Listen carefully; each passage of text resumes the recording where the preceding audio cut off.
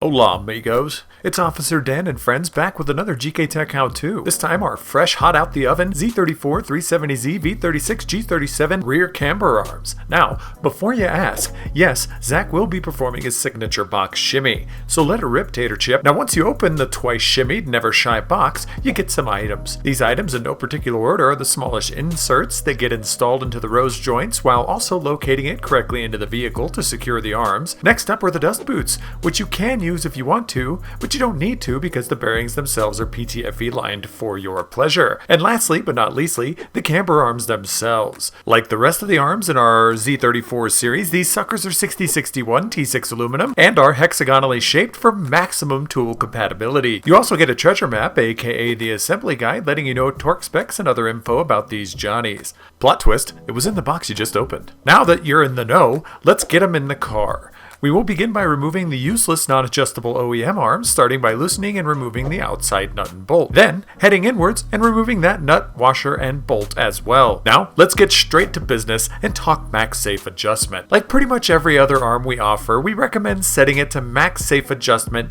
then adjusting inwards, just like I've done to my soul. In the case of this arm, you should be at 335 millimeters of length, measuring from center hole to center hole, which is made up of 94 millimeters, measuring from the center of the clevis bolt hole to the end of the arm itself where the lock nut bottoms out, and 73 millimeters measuring from center hole of the rose joint to the end of the arm where the lock nut bottoms out as well. Now, you'll probably want to start where we do, at the OEM length, which measures in at 315 millimeters from bolt hole to bolt hole, made up of 86 millimeters on the clevis side and 61 millimeters on the rose joint side, measured the same way as before. Now, if you haven't already sold the OEM arm for the 0.0004 cents you may have gotten it for scrap, you can slap them both on a bench and adjust until the bolt holes lined up. Measuring tapes are expensive, we know. Now if you wanted to go max inward, the measurement would be 285 millimeters from bolt hole to bolt hole. That means you get 30 whole millimeters of inward adjustment,